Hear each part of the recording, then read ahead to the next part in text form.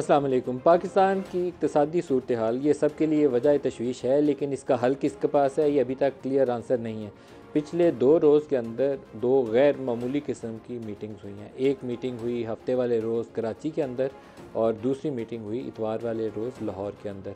कराची वाली मीटिंग और लाहौर वाली मीटिंग दोनों के अंदर जो बिज़नेस लीडर्स हैं, जो मुख्तलिफ़ एसोसिएशन को रिप्रेजेंट करते हैं या अपने अपने शोबा ज़िंदगी के अंदर बहुत कामयाब कारोबारी हजरात हैं, वो बड़ी तादाद में कुछ 40-50 के करीब कराची में मौजूद थे और काफ़ी तादाद में लाहौर में मौजूद थे।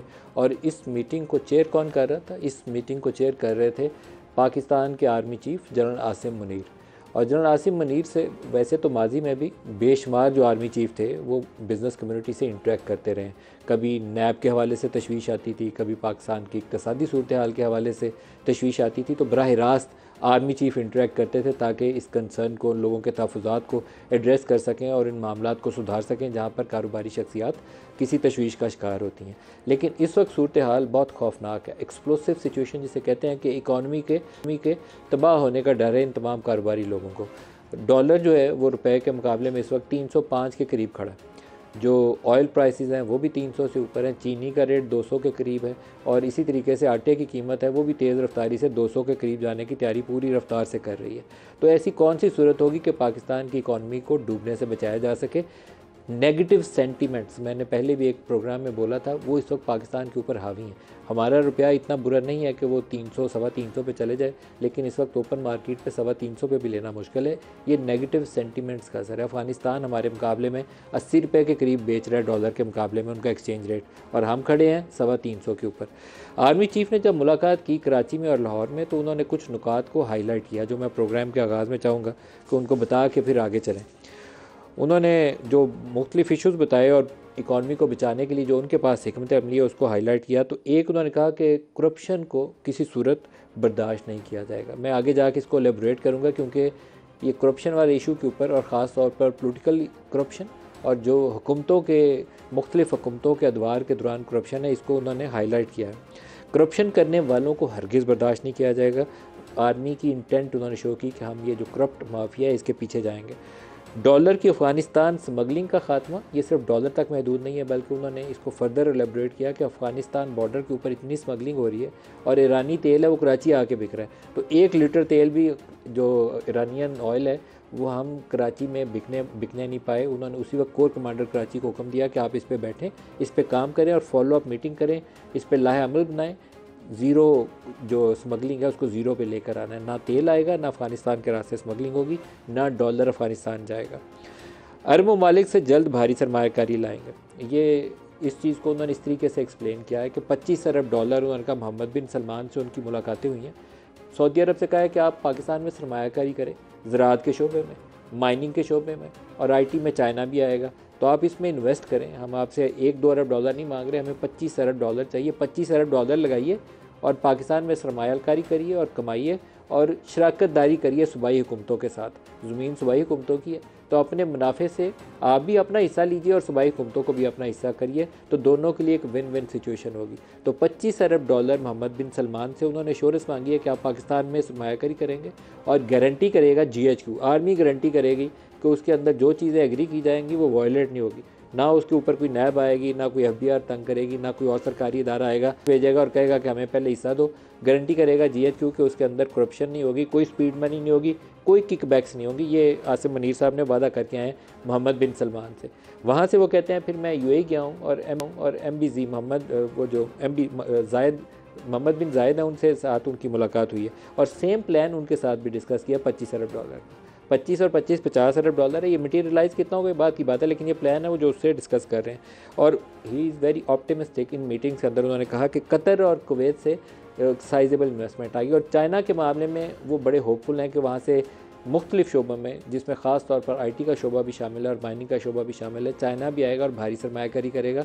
और यूँ उनका प्लान ये है कि हम एक पाकिस्तान के अंदर ऐसी सिचुएशन क्रिएट करने में कामयाब हो जाए with the help of private sector. इसीलिए उन्होंने बिज़नेस लीडर्स को बुलवाया था कि हम एक ऐसी सिचुएशन पैदा करने में कामयाब हो जाएं कि IMF का ये जो प्रोग्राम है इसके बाद हमें बार बार IMF के दरवाजे के आगे खड़ा होकर हाथ जोड़ने ना पड़े और इसके बगैर हम अपने पाँव पे खड़े हो जाएं। जो लफ्ज़ उन्होंने मीटिंग में मुझे मुख्तलिफ़ लोगों से मैंने इस पर फ़ीडबैक लिया तो उन्होंने बताया कि IMF programme is killing Pakistan, हमारे पास सांस लेने की गुंजाइश नहीं है, तो हमें इससे निकलना है, खुद अपने पाँव पे खड़ा होना है। ये मैं अल्फाज कोट एंड कोट बोल रहा हूँ कि IMF programme is killing Pakistan, कि गुंजाइश नहीं है, हर चीज़ के ऊपर उनकी शर्त है कि ये करोगे तो ये पैसे देंगे, तो हमें इसके बगैर अपने पाँव के ऊपर खड़ा होना है। कारोबारी हजरात ने मुख्तलिफ इशूज़ उठाए, लाहौर में भी और कराची में भी। ज़मीनों के कब्ज़े का इशू सामने आया, भत्ता माफिया का जिक्र सामने आया, डॉलर की स्मगलिंग का जिक्र सामने आया, हुंडी और हवाले के ज़रिए जो पैसा बाहर जाता है उसका जिक्र सामने आया। तो जब ये सारी शिकायतें हो रही थी तो कराची वाली मीटिंग के अंदर उन्होंने कहा, ओ आप कराची वाले सिस्टम की बात कर रहे हैं, तो ये जो करप्ट माफिया है इसके हम पीछे जाएंगे। कराची वाला सिस्टम ऑफ करप्शन और भत्ता और ज़मीनों पर कब्ज़े का। तो उन्होंने कहा कि हम इस करप्ट सिस्टम के पीछे जाएंगे और इसका ख़ात्मा करेंगे। लाहौर वाली मीटिंग के अंदर भी उन्होंने ये चीज़ें करप्शन के ख़िलाफ़ कार्रवाइयों को दोहराया और कहा कि ये जो डॉलर स्मगलिंग है और ये जो हुंडी और हवाला के ज़रिए पैसा जा रहा है, इसके पीछे फ़ौज जाएगी और ज़ीरो टॉलरेंस होगी, किसी को इस पर छोड़ेंगे नहीं। कुछ इंटरेस्टिंग कमेंट्स हैं जो मैं आपको यहाँ बताने चाहूँगा। दोनों मीटिंग में उन्होंने कहा तीनों सियासी जमातों के मतलब, ये सिर्फ PTI तक महदूद कमेंट्स नहीं थे, मैं इसको बड़ा केयरफुली आप तक पहुँचा रहा हूँ। उन्होंने कहा कि तीनों सियासी जमातों के अंदर करप्ट अनासर है, तीनों बड़ी सियासी जमातों के अंदर बदअनवान या करप्ट अनासर हैं जो पाकिस्तान से ज़्यादा अपने ज़ाती मफादात के लिए काम कर रहे हैं। बाज़ सियासतदानों का उन्होंने मीटिंग में कुछ एक का नाम भी लिया, जिसमें मेरी इतलात के मुताबिक जो मैं अभी तक इकट्ठे कर पाया हूँ कि उन्होंने असद कैसर का नाम लिया, परवेज़ खटक का नाम लिया, महमूद खान का नाम लिया, इमरान इस्माइल का नाम लिया। उन्होंने कहा कल क्या थे और आज कहाँ खड़े। तो उन्होंने कहा कि हम सबूतों के साथ और बड़ा तगड़ा हाथ डालेंगे करप्शन के लिए, स्मगलिंग के ख़ात्मे के लिए और हर उस दहशत गर्द के ख़ात्मे के लिए जो पाकिस्तानी बच्चों का खून बहा रहा है। ये सबसे पावरफुल स्टेटमेंट थी। उन्होंने कहा कि कोई ऐसा दहशत गर्द पाकिस्तानी सरज़मीन पे सांस नहीं लेने पाएगा जो पाकिस्तानी बच्चों के खून बहाने में मुलव्वस है, फ़ौज के जो सिपाहियों की शहादत में मुलव्वस है। पाकिस्तानी सरज़मीन से उसका मुकम्मल ख़ात्मा किया जाएगा। और एक और जो स्टेटमेंट थी वो भी मेरे ख्याल में हेडलाइन बनने के काबिल स्टेटमेंट है। उन्होंने कहा कि जो रजिस्टर्ड अफ़गान महाजरीन है पाकिस्तानी सरज़मीन के ऊपर, उसको तो हम मेज़बानी करेंगे उनको पाकिस्तान एक अच्छे हमसाये के तौर पर उनको होस्ट करेगा, लेकिन उन 1.1 मिलियन रजिस्टर्ड अफ़गान महाजरीन के बाद जितने भी गैर कानूनी तौर पर पाकिस्तान की सरज़मीन के ऊपर अफ़गान महाजरीन हैं, गैर कानूनी, दोबारा बोल रहा हूँ कि जो रजिस्टर्ड और कानूनी तरीके से पाकिस्तानी सरज़मीन पर मौजूद हैं उनकी तो पाकिस्तान मेज़बानी करेगा, लेकिन जितने गैर कानूनी तौर पर पाकिस्तानी सरज़मीन पर मौजूद हैं उनको पाकिस्तान से दोबारा अफ़गानिस्तान वापस भेजा जाएगा और सख्ती से इसके ऊपर अमल दरामद होगा। इसके अलावा उन्होंने जो कोर कमांडर्स थे और जो फ़ौज के सीनियर ऑफिशियल्स वहाँ मौजूद थे उनको वहाँ डायरेक्शंस दिए हैं कि इसके ऊपर इम्प्लीमेंटेशन, ये जो नुकात मैंने सारे हाईलाइट किए हैं, इसके ऊपर इम्प्लीमेंटेशन प्लान बनाना है और फॉलो अप मीटिंग करके इसको हतमी शक्ल देनी है। और एक इतला ये है कि शायद कल ही ट्यूसडे को एक फॉलो अप मीटिंग कराची के अंदर, प्रॉबेबली कोर कमांडर कराची इसको चेयर करेंगे और हो सकता है सिमिलर मीटिंग लाहौर के कोर कमांडर चेयर करें, तो उसमें इसको एक बाकायदा इम्प्लीमेंटेशन प्लान की शक्ल दी जाएगी और इसको आगे लेकर जाया जाएगा। इसी में टैक्स रजिस्ट्रेशन का मामला भी है कि वो लोग जो टैक्स नेट से बाहर हैं उसकी रजिस्ट्रेशन के लिए फ़ौज क्या कर सकती है, इसके ऊपर भी प्रोग्राम में बात करेंगे। जो हमारे साथ आज प्रोग्राम में शुरका है शेख इरफान इकबाल हैं सदर, हमारे साथ ज़ुबैर मोतीवाला साहब हैं चेयरमैन बिजनेसमैन ग्रुप हमारे साथ, और इसके अलावा काशिफ अनवर साहब हैं सदर लाहौर चैम्बर ऑफ कॉमर्स हमारे साथ। सबको प्रोग्राम में खुश आमदीद कहता हूँ। इरफान इकबाल साहब, आपकी मीटिंग से शुरू करते हैं सर। आप बताइएगा आपकी मीटिंग में आर्मी चीफ ने क्या बातें डिस्कस की और आपने क्या कहा? इत्तफाक की बात है नदीम साहब के मैं कराची वाली पार्टी में जो मीटिंग थी उसमें भी मैं शामिल था और मैं लाहौर वाली जो मीटिंग हुई उसमें भी मैं शामिल रहा हूँ। तो मैंने देखा है जिस जज्बे के साथ और जिस जुर्रत के साथ उन्होंने वो जो बयान किया है, मुझे लगता है कि वो बहुत सीरियस हैं और मामला को ठीक करना चाहते हैं सही तरीके से। और ये जो बात आपको क्या प्रायोरिटी नंबर 1 क्या लगी? अगर मैं आपसे कहूं कि इतनी लंबी मुलाकात थी, सैटरडे वाली जो मुलाकात थी कराची में वो 4:30 से लेकर 10 बजे रात तक चली, लाहौर वाली 2 से 5 तक चली। बहुत लंबी मीटिंग्स है, इतनी देर तो बाकायदा ब्रेनस्टॉर्म कर लेते हैं कि क्या करना है। आपके ख्याल में आर्मी चीफ की 1, 2, 3 प्रायोरिटी आपको क्या लगी? देखिए, पहली प्रायोरिटी तो उन्होंने जो कहा कि SIF जो FC जो है ना, उसके उन्होंने कहा कि जी हम इसको हमने बना दिया है और हम इसके ऊपर अब करना चाहते हैं और तमाम बिजनेसमैन जो है ना इसमें साथ शामिल हों और उसमें कंसोर्शियम बनाना चाहते हैं मुख्तलिफ़ चीज़ों के ऊपर, वो इसको प्रमोट करना चाहते हैं। वो agriculture, mineral and mines, defence और आईटी के ऊपर जो ना फोकस किया है इन्होंने, कि चार जो चीज़ें जो ना इसके ऊपर हमने मोहम्मद बिन सुलेमान से और मोहम्मद बिन जैद से हमने इसको मनवाया है, और उन्होंने हमारे साथ प्रॉमिस किया है कि हम इसमें इन्वेस्टमेंट करेंगे और 25-25 बिलियन का उनसे लेके आए। और यही बात करते हैं जी, हम इंशाल्लाह कतर के साथ भी हमारा हो जाएगा और कुवैत के साथ भी हो जाएगा। मैं 100 बिलियन के साथ पाकिस्तान में अपनी इन्वेस्टमेंट को जब कर दूंगा तो फिर पाकिस्तान की सूरत हाल चेंज हो जाएगी, हम टेक ऑफ पोजीशन पे आ जाएंगे। अगर ये हो गया तो इसमें कोई शक नहीं है कि 100 बिलियन अगर आ जाता है तो पाकिस्तान में मुख्तलिफ जो सिनेरियो चेंज हो जाएगा। लेकिन ये with the period of time अभी होना है।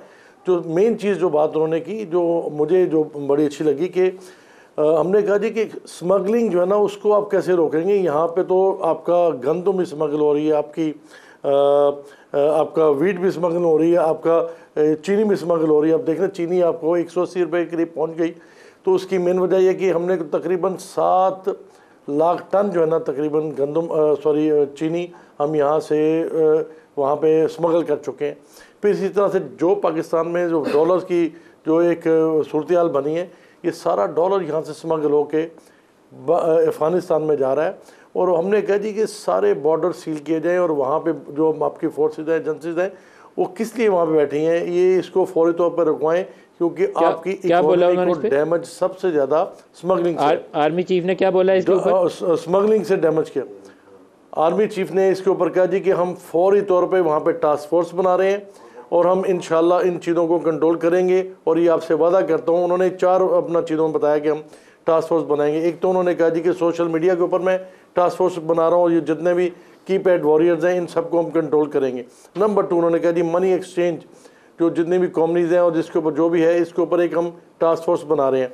तीसरा उन्होंने कहा जी स्मगलिंग के ऊपर एक टास्क फोर्स बना रहे हैं। चौथा उन्होंने कहा जी FBR को हम टास्क फोर्स बना रहे हैं और वहाँ पे हम बड़ी स्पीड के साथ काम कर रहे हैं और आपको विद इन अ वीक आपको पता चलेगा जी चीज़ें होनी शुरू हो गई हैं। तो एक जिस डिटर्मिनेशन से उन्होंने कहा है, मुझे लगता है कि चीज़ें बेहतरी की तरफ जाएंगी। और ज़ुबैर मोतीवाला साहब, आप वाली मीटिंग जो थी वो बड़ी तफसीली थी। सबसे ज़्यादा तो बातें उन्होंने कराची में बैठ के की और बड़े तगड़े बड़े बड़े कारोबारी हजरात जो थे उस मीटिंग के अंदर मौजूद थे, बिज़नेस लीडर जो पाकिस्तान की इकॉनमी की किस्मत का और रुख का फैसला करने वाले हैं, उसमें आप भी शामिल थे। वहाँ आर्मी चीफ ने क्या बातें की? क्योंकि एक करप्शन वाला इशू जिसको बार बार हाईलाइट किया जा रहा है, हम मीडिया में भी रिपोर्ट सुन रहे हैं कि करप्शन के ऊपर चीफ ने बड़ी इंटेंट शो की कि नहीं छोड़ेंगे। तो क्या बातें हुई करप्शन के खात्मे के लिए?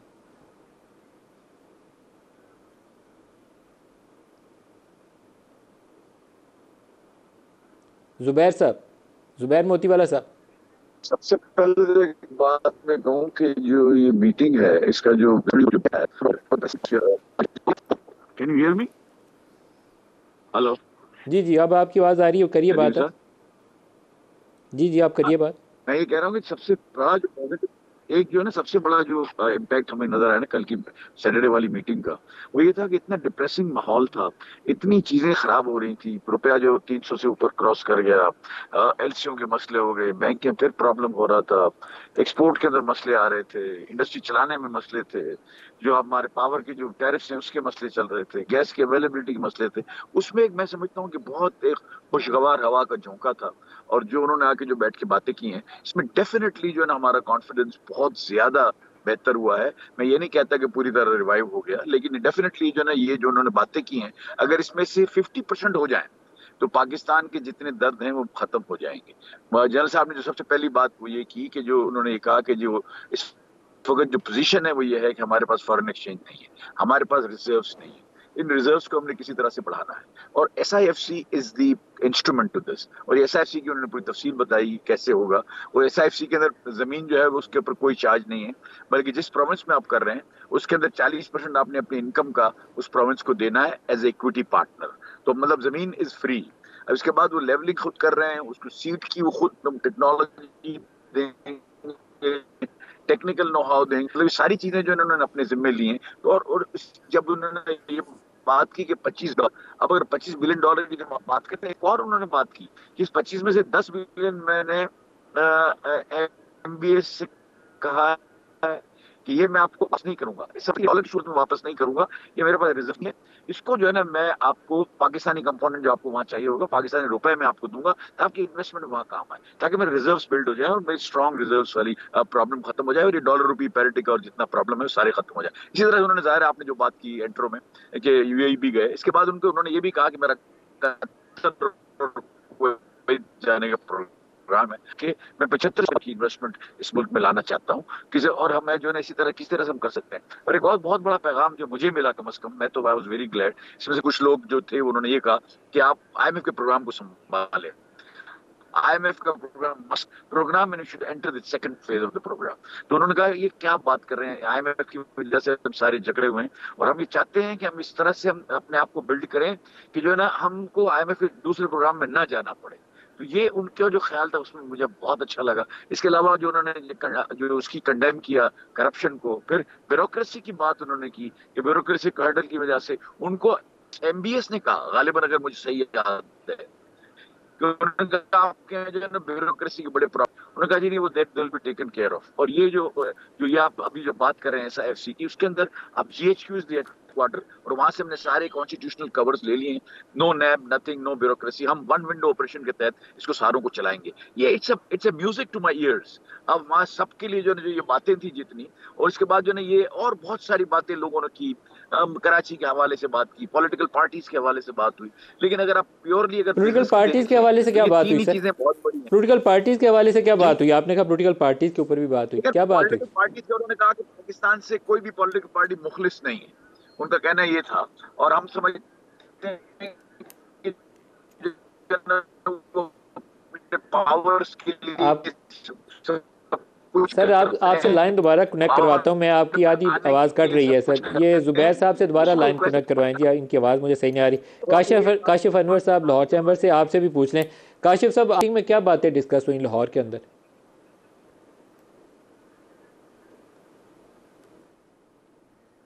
करना चाह रही थी काशिफ साहब, हमने उन तमाम इश्यूज को हाईलाइट किया, और मैं तो जिन पॉइंट्स को मैंने हाईलाइट किया चीफ ऑफ द आर्मी साहब के सामने, उसमें इंटरबैंक के रेट को और हुंडी के रेट के डिफरेंस को हाईलाइट किया।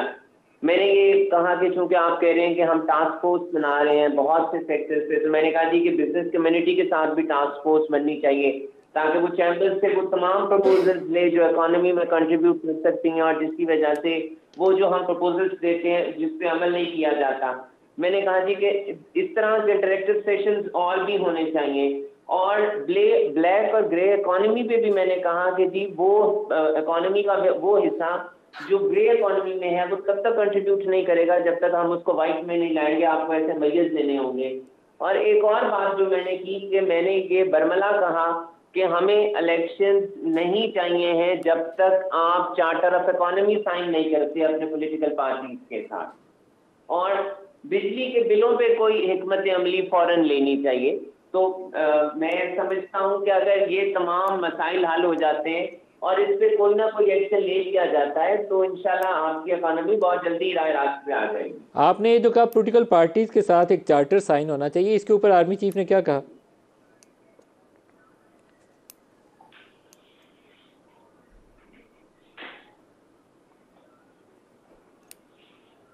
काशिफ साहब, जो आपने कहा कि पॉलिटिकल पार्टीज के साथ एक चार्टर साइन होना चाहिए, इसके ऊपर आर्मी चीफ का रद्द-ए-अमल क्या था?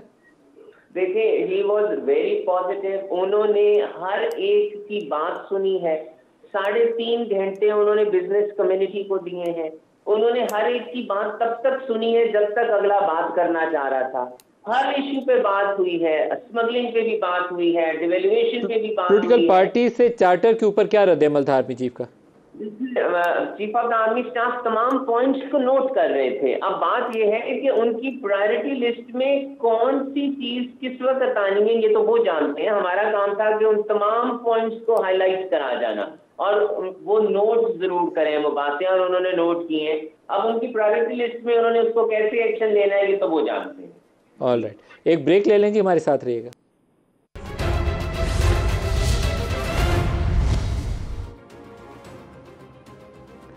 प्रोग्राम में दोबारा खुशामदीद कहते हैं। आर्मी चीफ की पाकिस्तान के बिज़नेस लीडर से मुलाकात, जिसमें फ़ौज की जानिब से वो अपनी इंटेंट का इजहार कर रहे हैं कि पाकिस्तान की इकॉनमी को इस मुश्किल से निकालना है, और दोस्त मुल्क जिसमें सऊदी अरब, यूएई, चाइना सरफहरिस्त हैं, इसके अलावा कतर और कुवैत, वहाँ से वो अरबों डॉलर की सरमायाकारी लाने का वादा कर रहे हैं। और ये कह रहे हैं कि IMF का प्रोग्राम पाकिस्तान को जिस मुश्किल में इसने डाला है इससे निकालना है, और कोशिश करनी है कि IMF के अगले प्रोग्राम में जाए बगैर ख़ुद अपने पाँव पर खड़े हों और डॉलर अर्निंग में इजाफा किया जाए। इरफान इकबाल साहब, दोबारा आपकी तरफ आ रहा हूँ। जब प्राइवेट सेक्टर से बिज़नेसमैन को बुलाया जाए तो आम तौर पर यह तवक्को होती है कि बिज़नेसमैन जो है उससे कहा जाएगा कि आप सरमायाकारी करें। जिन दोस्त मुल्कों का उन्होंने तज़किरा किया है, सऊदी अरब हो, यूएई हो या चाइना हो, वो आम तौर पर G2G, government to government investment का जिक्र होता है। तो प्राइवेट सेक्टर का इसमें क्या रोल होगा? ख़ास तौर पर आपने डिफेंस इंडस्ट्री का जिक्र किया, तो डिफेंस इंडस्ट्री में तो इंटायर नहीं, अगर चाइना आता है तो चाइनीज़ गवर्नमेंट कंपनियाँ आएंगी, पाकिस्तानी प्राइवेट सेक्टर का रोल क्या होगा? देखिए, एग्रीकल्चर जो है ना, उसमें अपना प्राइवेट आ सकते हैं। आपके आईटी में प्राइवेट ही आएंगे, उसमें गवर्नमेंट टू गवर्नमेंट नहीं होगा। और इसी तरह से माइंस एंड मिनरल जो है उसमें भी प्राइवेट लोग उसमें साथ शामिल होंगे। ये असल में 4 उन्होंने चीज़ें जो है ना इसको फील्ड दी हैं कि इसके ऊपर हमने फोकस किया है SIFC को, और ये तमाम हमारे साथ लोग जो है ना इस बात पे रजामंद हो गए कि हम यहाँ पे इस चीज़ के ऊपर इन्वेस्टमेंट करेंगे। एक बड़ी अच्छी बात है, बड़ी खुशाइंद बात है। मैं सच्ची बात बताऊं, कल पहली बार जो ना मुझे थोड़ा सा लगा कि शायद पाकिस्तान में कोई चीज़ को देख रहा है और चीज़ को कुछ करना चाहता है, क्योंकि पिछले 1.5 साल से तो हम ये समझ रहे थे कि इतना अनसर्टनिटी है कि हम किसी बात को प्रेडिक्ट ही नहीं कर पा रहे थे कि आगे चीज़ें होनी किस तरह से। बट एक उन्होंने एक लाया अमल दिया, एक ठंडे हवा का झोंका दिया है, और मैं समझता हूँ कि इंशाल्लाह इससे चीज़ें को मुझे आगे बेहतर होती हुई नज़र आ रही हैं। फिर जो सबसे बड़ी बात जो हमने वहाँ पे की, लाहौर में तो ख़ास तौर पे इसके ऊपर हुआ, कराची में कब्ज़ा माफिया और इसके ऊपर बातें होती रहीं और अपना करप्शन की बात हुई, लेकिन लाहौर में गुड गवर्नेंस की बात हुई कि आपकी जितनी आपकी ब्यूरोक्रेसी है उसको हम किस तरह से कंट्रोल करेंगे। क्योंकि मोहम्मद बिन सलमान ने कहा था कि जी पाकिस्तान में जो सबसे बड़ी प्रॉब्लम है वो आपकी ब्यूरोक्रेसी है, जो हमें आने नहीं देती इसमें, और जिसकी वजह से हम पीछे हट गए थे। हम तो इन्वेस्टमेंट करना चाहते थे पहले भी। तो उस पर उन्होंने जनरल साहब ने कहा कि इंशाल्लाह हम आपको वही अपना देंगे, और SIFC में हम वही बंदे लेके आएंगे जो पॉजिटिव होंगे और पाकिस्तान के लिए सोचेंगे और पाकिस्तान के लिए काम करेंगे। हम वो टीम आपको देंगे। इरफान साहब, आप दोनों मीटिंग में थे, कराची में भी थे और लाहौर में भी थे, और आप बेहतर पोजीशन में है कि हमें थोड़ा सा एलेबोरेट करें आप एक इशू के ऊपर। उन्होंने पॉलिटिकल करप्शन के ऊपर बड़ा सख्त अल्फाज में उसकी मजम्मत भी की और कहा कि तीनों बड़ी सियासी जमातों के अंदर करप्ट अनासर हैं जो अपने ज़ाती मफाद के लिए काम करते रहे। कुछ लोगों के नाम भी लिए। तो मैं आपसे आपकी ज़ुबानी सुनना चाहता हूँ, क्या बातें हुई कराची में और क्या बातें हुई लाहौर में? देखिए, उसमें उन्होंने कहा कि आपकी जो पार्टीज़ भी हैं ना वो तीनों एक जैसी हैं। जैसे पीपल्स पार्टी है, आपका नून लीग है और आपकी PTI है। वो कहते हैं इसमें कोई फ़र्क नहीं है। कोई अगर बंदा कहता है कि इसमें फ़र्क है तो कोई फ़र्क नहीं है। उसमें अच्छे लोग भी सब इसमें हैं और इसमें करप्ट लोग भी इसमें हैं, और इनमें इनकेपेबल भी हैं और कैपेबल भी हैं, और सब एक पार्टी एक जैसी हैं।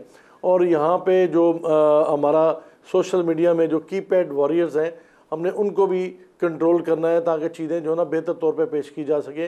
लेकिन जब वो कहते हैं कि मैं पॉलिटिकल करप्शन ख़त्म करूँगा, तो उन्होंने क्या उसके ऊपर कोई तरीका कार दिया है उन्होंने? कि जैसे कराची सिस्टम, आपने खुद कहा कि कराची में करप्शन की और कब्ज़ों की बात हुई, भत्ता माफिया का जिक्र आता है, तो उन्होंने कहा कि ख़त्म करेंगे। कैसे, फ़ौज कैसे ख़त्म करेगी? कोई एलेबोरेट किया उन्होंने इसको? नहीं, इसके ऊपर एलेबोरेट नहीं किया, बट उन्होंने इसके ऊपर ये कहा कि मैं टास्क फोर्सेस बना रहा हूँ जो इन सब चीज़ों को कंट्रोल करेंगी। और उस टास्क फोर्सेस में मैंने रिक्वेस्ट की थी ये लाहौर में कि जी उसमें आप हमें भी साथ शामिल करें, ताकि हम जो, क्योंकि हम वो लोग हैं जो ग्रॉस रूट को समझते हैं और आपको सही उसमें आपको मुशावरत दे सकेंगे। तो उन्होंने कहा जी हम ज़ुबैर मोतीवाला साहब, मैं आपसे भी इसका सवाल का जवाब पूछना चाहूँगा, क्योंकि बाज़ इशूज़ ऐसे हैं जो जिसका जवाब इतना आसान नहीं है, जिसमें करप्शन वाला इशू भी है, स्मगलिंग वाला इशू भी है। स्मगलिंग जो है बॉर्डर के रास्ते होती है, बॉर्डर की सिक्योरिटी हमारी लॉ इन्फोर्समेंट एजेंसीज करती हैं। अब टास्क फोर्स बनाएं या फ़ौज की इंटेंट देखें तो उन्हें अगर डंडा हाथ में पकड़ना है तो वो डंडा जो है उन लोगों पे भी पड़ना चाहिए जिन्होंने बॉर्डर के ऊपर स्मगलिंग होने दी, उस पर भी पड़ना चाहिए जो मुल्क के अंदर स्मगलिंग को फ़रोग देता है, और उस पर भी पड़ना चाहिए डॉलर को स्मगलिंग करवाता है। लेकिन बॉर्डर पार तो होता है दोनों सूरतों में ये सारा कुछ, तो वो कैसे हैंडल करेंगे, इसको वजाहत नहीं की उन्होंने मीटिंग के अंदर? देखिए, उन्होंने जो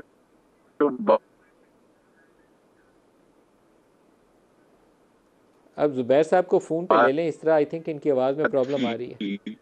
पहली बात मैं कहूँ, डिफेंस के प्रोडक्शन की जो बात आप कर रहे थे, तो उसमें उनका कमेंट ये था कि हम जी इसको ओपन कर रहे हैं प्राइवेट सेक्टर के लिए।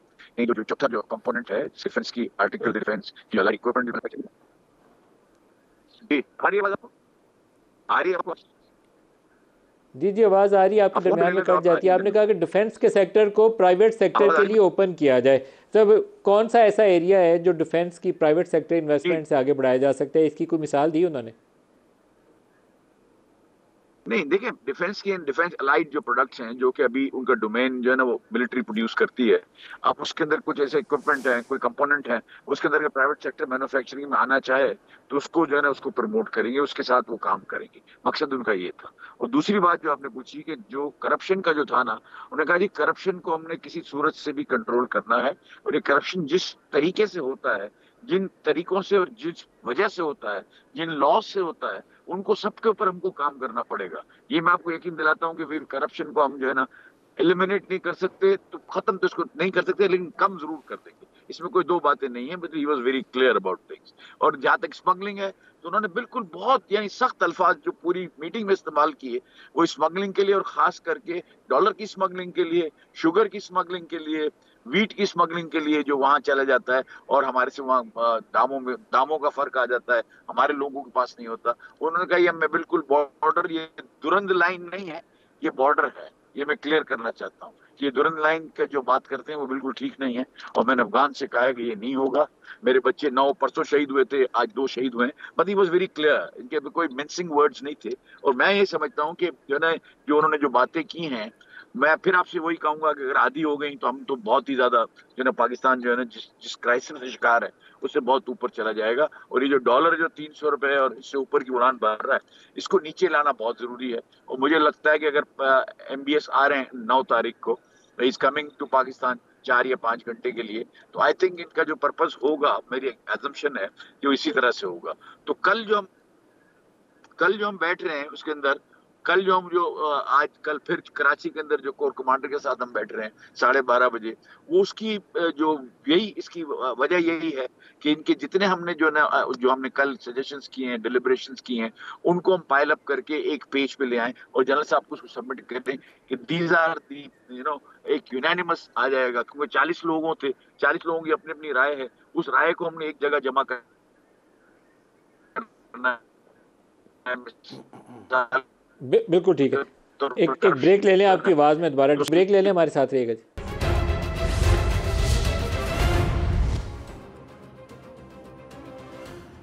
प्रोग्राम में दोबारा खुशामदीद कहते हैं। आर्मी चीफ की बिजनेसमैन से मुलाकात, 4 एरियाज़ उसमें उन्होंने आइडेंटिफाई किए, ज़राअत का शोबा, IT का शोबा, डिफेंस इंडस्ट्री और माइनिंग का शोबा। इस वक्त हमारे साथ आसिफ पीर साहब हैं सिस्टम्स लिमिटेड से, और IT के शोबे के अंदर कितनी सरमायाकारी हो सकती है और कितनी बरामदात हो सकती हैं, क्या मीटिंग में बात हुई। आसिफ साहब, आपको खुशामदीद भी कहूँगा। आप फरमाइएगा कि क्या आर्मी चीफ ने क्या चीज़ बताई मीटिंग के अंदर कि IT के शोबे में चाइना या कहीं और से कितनी सरमायाकारी आ सकती है और पाकिस्तान क्या काम कर सकता है इस पे। जी, अस्सलाम वालेकुम नदीम साहब, शुक्रिया मदु करने के लिए।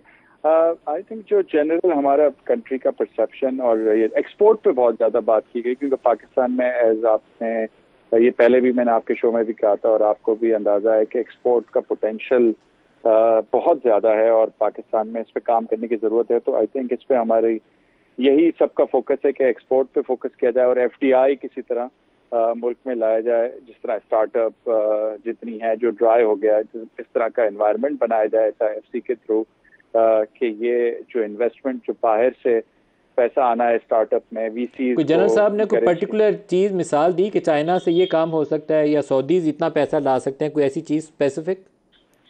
देखिए, चाइना से तो IT में एक्सपोर्ट या कोई चीज़ ऐसी हो नहीं सकती, मतलब इतनी है नहीं पोटेंशियल जिस तरह के चाइना से एक्सपोर्ट हम करें अपनी सर्विसेज, बिकॉज अभी भी नहीं है, आजकल भी बहुत कम है। तो लेकिन सऊदी और ये जो हमने यही एक डिस्कशन हुआ कि जिस तरह GCC कंट्रीज में पाकिस्तान का इस वक्त इस तरह के हमारे जो टाइज हैं उसको लेवरेज करके किसी तरह it's a low hanging fruit for us, और किस तरह इसको हम इस एक्सपोर्ट्स को बढ़ाया जा सकता है। तो I think there is a great potential, because GCC countries are willing to invest in Pakistan, as you must have heard, आपको भी दूसरी फील्ड में भी, तो आईटी के अंदर भी ये बहुत बड़ा पोटेंशियल है कि हम ये लो हैंगिंग फ्रूट है जिसपे हम आज काम कर सकते हैं और इससे बहुत सारा पोटेंशियल अर्न कर सकते हैं कि जिससे हमारी और असल आप बाहर जितनी भी जीसीसी कंट्रीज में ये सब आउटसोर्स करती हैं to neighbouring country, right? So we just need to give them a confidence that Pakistan has all the potential and they can come and invest, do JVs, do outsource, and I think this will be a huge potential for Pakistan. So I think with this facilitation and confidence from SIFC, I think it is possible as well. So आपका ख्याल ये है कि Saudi अरब और ये जो GCC countries हैं जिसमें यूएई, कुवैत, कतर वगैरह का नाम मीटिंग में लिया गया था, कराची वाली मीटिंग में, तो वहाँ से आउटसोर्सिंग हो सकती है पाकिस्तान में और जॉइंट वेंचर्स हो सकते हैं जिसके नतीजे में पाकिस्तान में एक नया पोटेंशियल जो है वो उसको टैप किया जा सकता है? जी, क्योंकि वो आउटसोर्स करते हैं, आज भी करते हैं, ऐसा नहीं है कि वो नहीं करते। तो हमें पाकिस्तान को अपना शेयर G2, एस मैं पहले भी कहा था कि आई थिंक ये जो रिलेशनशिप है G2B relationship and B2B relationship, I think उधर उन कंट्रीज में गवर्नमेंट बहुत स्पेंड करती है आईटी और डिजिटाइजेशन में। आपने जहां भी आप जाते हैं जिस कंट्रीज में आपने देखा होगा कि उनकी टेक्नोलॉजी बहुत एडवांस है, from airport to any system. तो ये जो अगर आप G2B relationship and B2B relationships जितनी एक्सपेंड करेंगे वो it's huge potential I think. इसके लिए तो ये मेरा तो ये, बाकी ऑफ कोर्स मैंने एक और भी आई थिंक बात की थी कि यूएस में जो है यूएस एंड यूरोप, उसमें हमारी आउटसोर्सिंग है 75% of the world outsourcing is happening from these countries. तो हमें ये मेक श्योर करना है कि उधर से भी हमें ट्रैवल एडवाइजरीज हमारी ख़त्म हो, हम लोग किसी तरह इस पे काम कर सकें कि लोग फ्रीली पाकिस्तान में आएँ, एयरलाइंस आएँ, यहाँ पर ट्रैवल हो। तो ये हम जितना confidence law and order and security situation gets improved, I think it's a huge potential to tap into the developed market as well. GCC is a low. आपके ख्याल में फौज इसमें मदद कर सकती है? सर देखें, जिस तरह इकोनॉमी और security are two sides of the equation, right? So as the country's law and order and the situation is improve, travel advisory आपकी खत्म होगी, लोगों का कॉन्फिडेंस बढ़ेगा, लोग आएंगे आपके मुल्क में, देखेंगे। नदीम साहब, आप ये यकीन नहीं करेंगे कि हम जो भी लोग बाहर से आते हैं उनका परसेप्शन कुछ होता है, और जब वो आके हमें देखते हैं, हमसे मिलते हैं, तो वो जब वापस जाते हैं तो वो बदले हुए लोग जाते हैं। वो कहते हैं यार इतना पोटेंशियल है, आप लोग तो एक जो हमने सुना था वो नहीं है। तो जितना लोग मुल्क में आएंगे वही पॉजिटिविटी वो बाहर लेके जाएंगे, 10 लोगों को बताएंगे, तो हमारे मुल्क की ब्रांडिंग खुद ही ठीक होगी। तो हमने ये रास्ते खोलने हैं ताकि लोग आएं और हमसे मिलें, देखें कि हम किस तरह के लोग हैं, किस तरह का काम करते हैं। बिल्कुल ठीक है। आसिफ पीर साहब, आपका बहुत शुक्रिया, आप हमारे साथ रहे। शेख इरफान इकबाल साहब, मोतीवाला साहब ने जिक्र कर रहे थे, पूरी हम उनकी गुफ्तगू सुन नहीं पाए, उसमें इंटरप्शन आ रही थी।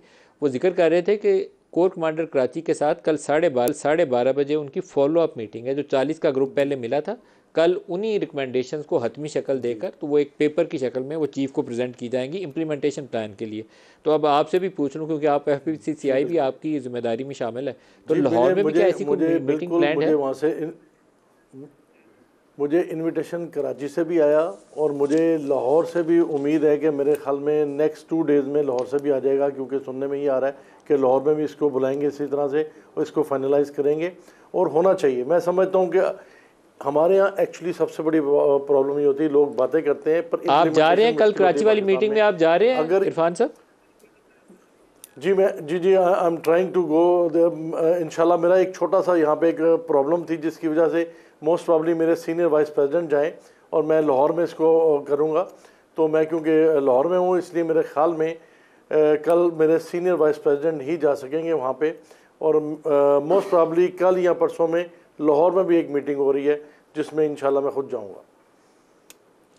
इसकी इम्प्लीमेंटेशन बड़ा मैटर करती है, क्योंकि ये बहुत सारी बातें ऐसी हैं जो पेपर के ऊपर कहनी बड़ी आसान है, इसको इम्प्लीमेंट करना बड़ा मुश्किल है। तो इम्प्लीमेंटेशन प्लान मैटर करता है। मैंने पहले भी सवाल किया था, दोबारा दोहरा रहा हूँ कि स्मगलिंग आपने अफगान बॉर्डर से रोकनी है तो आपको फ़ौज के उस अफसर से पूछना पड़ेगा जिसकी ड्यूटी है कि क्रॉस बॉर्डर कोई ऐसी मूवमेंट ना हो।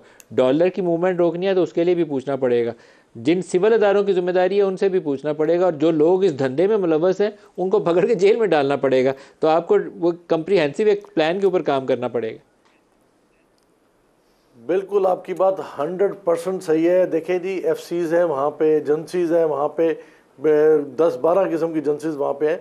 अगर वहाँ से सामान निकल के आ रहा है और यहाँ से डॉलर वहाँ पे जा रहा है तो उस एजेंसीज वहाँ पे क्या कर रही हैं? तो ये सबसे पहले मैं समझता हूँ कि बॉर्डर्स के ऊपर आपको अपनी सिक्योरिटी टाइट करनी पड़ेगी और वहाँ पे आपको टास्क फोर्स बना के इसके ऊपर इम्प्लीमेंटेशन करनी। देखिए, इम्प्लीमेंटेशन जब तक नहीं होगी रिजल्ट नहीं आएंगे। और मुझे जनरल साहब का जो एम लग रहा था और जिस तरीके से वो बात करते हैं, मुझे लगता है कि वो इस बार इंशाल्लाह इसके ऊपर कुछ इम्प्लीमेंटेशन भी होगी।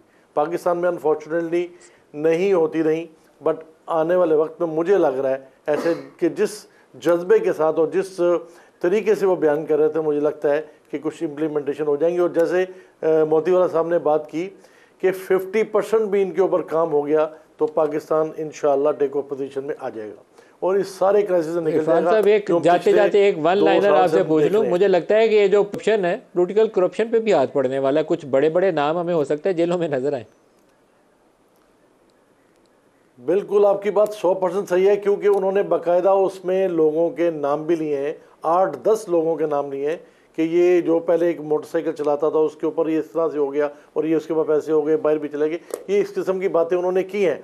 तो दैट मीन्स कि उनका प्लान है कि वो इनके ऊपर भी हाथ डालेंगे। ये जिन लोगों का वो तज़किरा कर रहे थे वो सारे सियासी लोग हैं, जिनको वो कह रहे थे कल मोटरसाइकिल चलाता था, आज वो देखो कहाँ से कहाँ पहुंच गया, वो सारे सियासी लोग हैं। कोई चीफ मिनिस्टर बना, कोई वजीर बना, कोई गवर्नर बना, उन लोगों के नाम लेके वो मिसालें दी उन्होंने।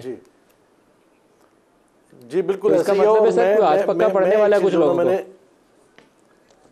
जी डेफिनेटली पड़ेगा और मुझे लग रहा है कि इस बार कुछ होगा, क्योंकि जिस तरीके से उन्होंने इसको मतलब है कि बताया है, वो बात जो है ना, मुझे लगता है कि इसके ऊपर इस बार इम्प्लीमेंटेशन हो जाएगी। और अगर ये इम्प्लीमेंटेशन हो गई तो बेशुमार चीज़ें जो ना पाकिस्तान में नई चीज़ें पहली बार होंगी जो पहले नहीं हुई होंगी। शेख अल साहब, ज़ुबैर मोतीवाला साहब, काशिफ अनवर साहब, आसिफ पीर साहब, आप सबका शुक्रिया। आज के लिए इतना इजाज़त दीजिए। अल्लाह हाफ़िज़।